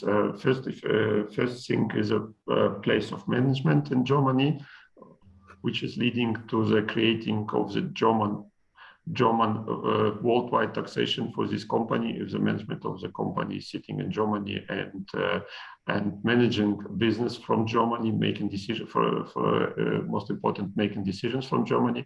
In this case, the company has to pay taxes worldwide, the worldwide income in Germany, with possibility to, and for example, if they have place of registration in the Ukraine, they will be treated from German perspective as a PE in the Ukraine, but worldwide tax has to be paid in Germany as one situation, but it's only in case that the management of the company is sitting in Germany or making this management decisions in Germany. So we have, for example, a lot of Luxembourg companies having real estate property in Germany, having German management, and the guys flying to Luxembourg only to sign some documents in order to prove the German authorities that they made board decision not in Germany but in Luxembourg. So it's with regard to place of business.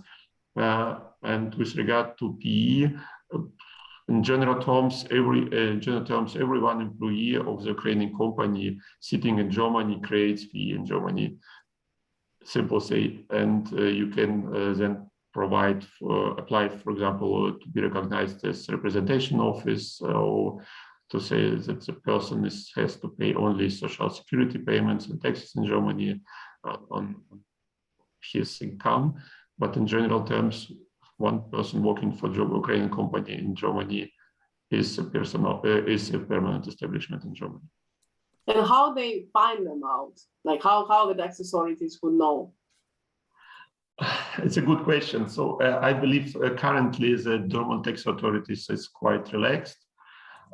You have to declare your income until May of 2023 for this year. So I don't believe that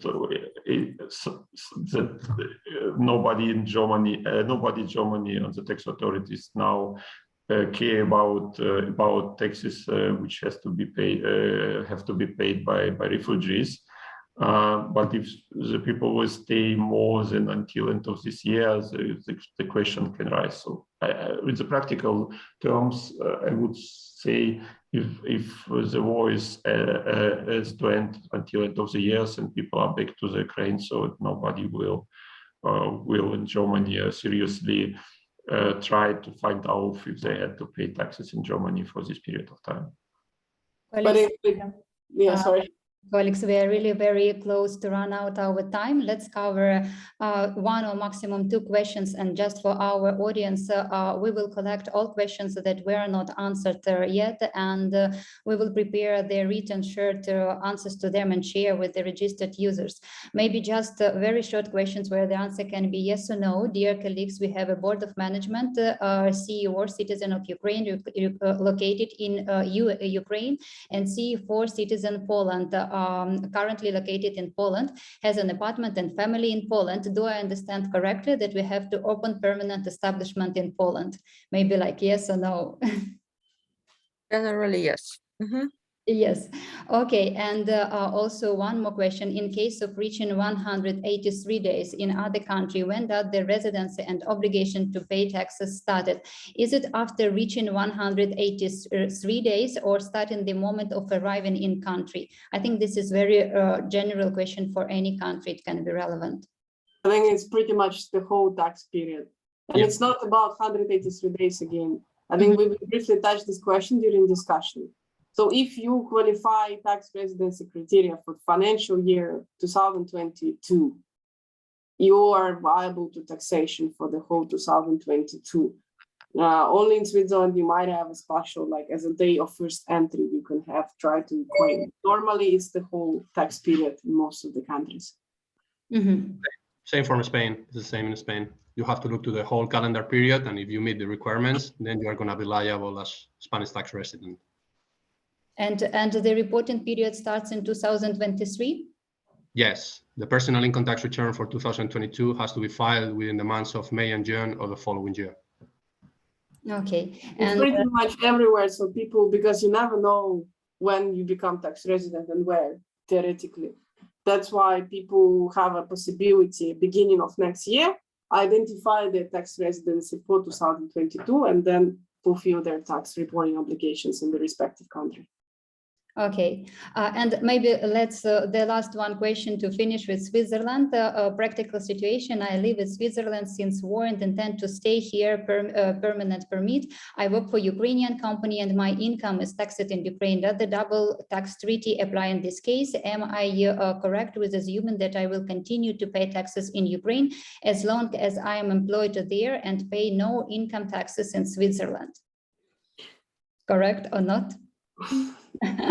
Not maybe so easy. No, not so easy. And I think it would make sense to have a look in more detail, because as I mentioned, principally, as soon as we are above the 183 days and the person is really working from Switzerland, principally the tax liability for this income would be with Switzerland. Mm-hmm. So right to tax this income would be with Switzerland. So I think it would make a lot of sense to have a closer look at it. Okay. Okay. If I can ask one of the final questions to Anna, and then just a small wrap up, because we're running out of time, if you don't mind, Yaroslava. Yes. Anna, last question to you. Assuming that, I don't know, miracle happens, and because we've heard from our colleagues that it's not really likely, but assuming that there is some kind of EU directive coming, saying that, okay, people under the special permit and refugees can be voluntarily claim themselves as tax residents of Ukraine rather than any other country. We remember that Ukraine has some taxation rules. So it's a question for all the people who receive now social support in terms of apartments, free housing, free insurance, some social payments. In the case they would be recognized as Ukrainian tax residents, would they be subject to tax on this kind of special allowances in any of those in Ukraine? Well, thank you for the question, but I think unfortunately I will have to answer similar to my colleagues from other countries that despite we are the most affected and we have a lot of people who are in need and receive this financial aid, our legislation is also not changing that quickly. So basically, continue our tradition of answering questions today that we have the general rules which should apply. So far we have the similar situation in Ukraine. We have some changes introduced into the tax code which allows not to tax certain amount of payments received, donations received, but it very much will depend who from which organization the payment has been done. So it's not an easy question. Hopefully there will be also changes that will allow not to tax all the donations, all the additional income received, but again, it's very much important how the payments were structured, from which entity, whether it was employer, whether it was some charity organization, etc. So it's also not an easy question, but certain portion of these payments might be taxable in Ukraine, subject to the current rules.